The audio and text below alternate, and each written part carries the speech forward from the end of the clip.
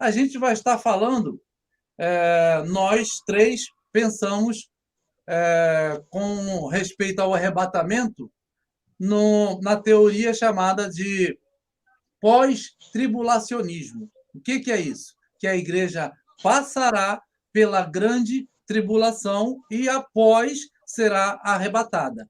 Aí nós vamos apresentar os argumentos de que o pré-tribulacionismo e o mesotribulacionismo, que pensam que a igreja no pré vai ser arrebatada antes da grande tribulação, e o meso pensa que a igreja vai ser arrebatada no meio da grande tribulação. Então, nós estamos aqui para mostrar os textos na Bíblia e que você não fique com as nossas palavras, que você vai conferir na palavra do Senhor. E se falarmos algo aqui que seja diferente da palavra, fique com a palavra. Mas é bom salientar uma coisa, você precisa ter o conhecimento para ver se aquilo que você está entendendo diferente realmente do que nós falamos está errado ou não, certo? Nós vamos estar amparando tudo que falarmos na palavra de Deus. Bom, Alexandre Torres, você tem aí já algum texto para a gente iniciar? Sim, eu vou iniciar aqui com o texto, mas antes deixa eu dar uma explicação em cima do que o irmão Jean falou. Pessoal, existem três visões, três formas de interpretar a questão do arrebatamento. Existe o pré-tribulacionismo, o pós-tribulacionismo e o meso. Então, as denominações abraçam alguma dessas correntes teológicas. Não quer dizer que uma está mais certa que a outra, não. Quer dizer que elas interpretam de forma diferente ao longo da história. A visão mais antiga, desde o início da história da igreja, lá do século I até agora, é a visão pós, é a mais antiga, a predominante em questão de tempo. Agora, a visão pré é mais recente, já tem 200 e poucos anos. E a visão meso eu não sei falar porque eu não sou um estudioso do assunto, mas ela é mais fraca e tem menos adeptos do que as outras duas. Mas a visão que tem mais adeptos é a pré. Só que, como eu falei, na história do tempo, ela é recente, ela não é uma visão antiga, ela não foi testada ao longo do tempo. Mas nós vamos apresentar aqui as três visões e vocês vão abraçando a que você achar mais coerente. A nossa, no caso, nós estamos mais para o pós. Mas os três aqui já foram pré. Eu já vou avisando para o pessoal que é pré, que vai assistir a live, nós aqui já fomos pré, e fomos ensinados só a visão pré. Então, a gente entende o que a gente está falando, a gente mudou, segundo o nosso examinar das escrituras. Não estamos aqui falando só como quem quer criticar o outro lado, não. Nós falamos com conhecimento de causa. E o primeiro texto que eu vou ler aqui está em 1 Coríntios, capítulo 15, do verso 51 ao 54, que vai dizer o seguinte, verso 51. Eis aqui vos digo um mistério. Na verdade, nem todos dormiremos, mas todos seremos transformados. No momento, num abrir e fechar de olhos, ante a última trombeta, porque a trombeta soará e os mortos ressuscitarão incorruptíveis, e nós seremos transformados. Porque convém que isto que é corruptível se revista da incorruptibilidade, e que isto que é mortal se revista da imortalidade. E quando isto que é corruptível se revestir da incorruptibilidade, isto que é mortal se revestir da imortalidade, então cumprir-se-á a palavra que está escrita, tragada foi a morte na vitória. Aí Paulo vai falar em seguinte, os versos em seguir vai decorrer do assunto, mas eu vou ficar só até aqui, porque o que me interessa falar é a respeito de um detalhe aqui. Como é que a visão pré vai mostrar isso aqui? Isso aqui é uma das referências que eles usam para dizer, olha, o arrebatamento é secreto, é iminente, vai vir a qualquer momento, você está aqui, vai sumir de uma hora para outra, pode ser que você não passe pela grande tribulação, porque a igreja vai ser arrebatada, você vai estar no meio. Essa é a visão pré. Mas o que é que o texto está falando aqui? Eles vão falar que essa questão do... vou pegar aqui essa parte de transformados. Eis aqui vos digo, mistério, na verdade, nem todos dormiremos, mas todos seremos transformados. Aí, se num momento, é o que eles usam, num momento, num abrir e fechar de olhos, ou seja, num piscar de olhos a gente vai subir. Não é isso que o texto está falando. O que é que o texto está falando? Esse que eu vos digo, um mistério. Na verdade, nem todos dormiremos, mas todos seremos transformados. Primeiro, eles explicam a questão. Nem todo mundo vai morrer, mas todo mundo vai ser transformado. Aí ele vai explicar essa transformação. Num momento, você está vendo o contexto? Num momento, num abrir e fechar de olhos, o que? A transformação. Não foi o sumir, é a transformação dos corpos. Ante a última trombeta, tocou a última trombeta, quem está morto ressuscita, quem está vivo é transformado junto com quem ressuscitou. Num momento, a transformação. E eles vai acontecer o que depois? E os mortos ressuscitarão incorruptíveis e nós seremos transformados. Num momento. Então, vocês estão vendo? Esse é o que o texto está dizendo. É uma das referências que eles usam. Agora eu vou deixar a palavra para meus dois colegas aqui. Alexandre José, o que você me diz? O que você entende aí? O texto que o Alexandre Torres acabou de ler é um texto clássico, né, do pré-tribulacionismo, que de forma isolada, com todo respeito, né, aos meus irmãos pré-tribulacionistas, infundem uma ideia que não existe no texto, né? Porque, como disse bem aí o nosso xará, o Alexandre Torres, no momento aí, está se referindo à transformação dos corpos, e não ao arrebatamento. Vale salientar que a palavra harpazo, que é a palavra grega para arrebatamento, que aparece lá em 1 Tessalonicenses capítulo 4, versículo, se não me falha a memória, versículo de número 13, ela não aparece aqui no texto. Então, a questão do arrebatamento aqui não é válida. Por quê? Porque o que Paulo está mencionando aqui para os irmãos de Corinto é a questão da transformação dos corpos que se dará num momento. Não é em 2, não é em 3, é num momento. E essa transformação, ela se dará de forma rápida, né?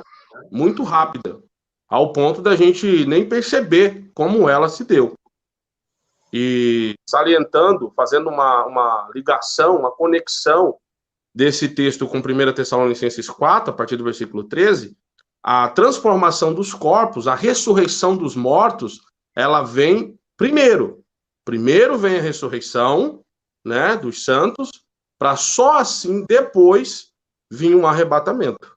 Então, esse texto aqui, ô Torres, só salientando o que você falou aí, complementando, não fala de arrebatamento, mas sim de transformação dos corpos. Muito bom. O meu pensar sobre isso é o seguinte: como o pré-tribulacionismo fala que a igreja não passará pela grande tribulação, dizendo que ela vai ser arrebatada antes da grande tribulação, aqui o texto está dizendo que é ante a última trombeta, né? E sabemos que são 7 as trombetas. Então, se é ante, é perante, não é antes, é ante, né? Diante da última trombeta vai haver a ressurreição dos mortos. E aí eu pergunto uma outra coisa: como aquele que ficou, segundo eles, a igreja vai...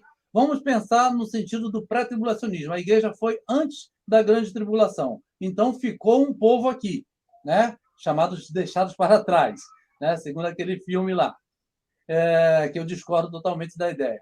Então, ele vai dizer, eles vão ficar. Então, como esses que ficaram vão alcançar a ressurreição? Porque eles vão morrer, segundo eles, vão morrer da sua vida, dar o seu sangue para ser salvos. Então, digamos que ficou, a igreja já foi antes da grande tribulação, alguém ficou, mas quis Cristo no meio da grande tribulação e morreu pela besta. Como que ele vai ter o seu corpo glorificado se a glorificação já aconteceu lá atrás, quando a igreja subiu para passar antes do arrebatamento, antes da grande tribulação? Entendeu? Como que ele vai ser de novo glorificado? Não há uma segunda glorificação. Não há uma segunda glorificação. Só uma glorificação. Então, se o pré-tribulacionismo diz que a igreja foi ressurreta, os que estavam mortos e os que estavam vivos foram transformados, tiveram seus corpos glorificados antes da grande tribulação, como vai acontecer com aqueles que foram e morreram no meio da grande tribulação? Não há uma segunda ressurreição para a vida, para ser transformado no seu corpo de novo. Não há. Então, como é que eles vão ficar? Esses que deram a sua vida, segundo eles, por Cristo e negaram a marca da besta, mas foram mortos. Eles não têm essa condição de se glorificar 2 vezes, né? No caso, 2 glorificações. A primeira, antes da grande tribulação, segundo eles dizem, e depois glorificar de novo. Alexandre Torres. Eu costumo dizer o seguinte, pessoal, pegando o que o irmão já falou, vou fazer analogia, vou fazer um resumo. É uma esposa deformada, né? Porque Cristo sobe com um pedaço dela para cima e o outro pedaço fica embaixo. Como é que é isso? Eu não sei o que é isso, né? Aí ficou mutilada. Ela sobe com o braço e uma perna, e a cabeça. Aí fica com Sim, outro a braço, gente tá rindo, uma mas perna sobe e uma junto, né? Sobe junto, né? A esposa é uma coisa só, tem que subir junto, inteira, né? Pela metade. Aí vem Jesus com a parte dela glorificada, aí não, minhas pernas ficam lá, Jesus, com o outro braço. Glorifica Mas ele depois, na prega junto. Ih, mas já teve mas uma depois, transformação. Como é que faz agora? Não, tu vai ficar agora só com a metade. É estranho isso. É complicado, né, ô Torres? Pedindo a oportunidade aí. Essa ideia de que uns sobem primeiros, né, outros sobem depois, uns são primeiramente glorificados e depois outros na grande tribulação. É uma ideia que carece de fundamentos. Até porque o escritor aos Hebreus, no capítulo 11 de Hebreus, ele fala algo interessante. Se os amados irmãos aí, os ouvintes, né, os internautas, puderem acompanhar aí, Hebreus capítulo 11, versículo 39 a seguir, o escritor aos Hebreus, ele diz algo assim muito, mas muito importante em relação a esse assunto que nós estamos falando aí, da glorificação, né? Versículo 39, olha o que ele vai dizer. Ele diz assim, ó, ora, todos estes que obtiveram um bom testemunho por sua fé, não obtiveram, contudo, a concretização da promessa. Por quê? Porque eles morreram, né? Eles morreram. Se você ler todo o contexto de Hebreus capítulo 11, que trata aí da galeria dos heróis da fé, vocês vão ver que, em um certo momento, o escritor aos Hebreus ele vai dizer, e todos estes morreram. Se eu não me engano, está no versículo 13 do capítulo 11 de Hebreus.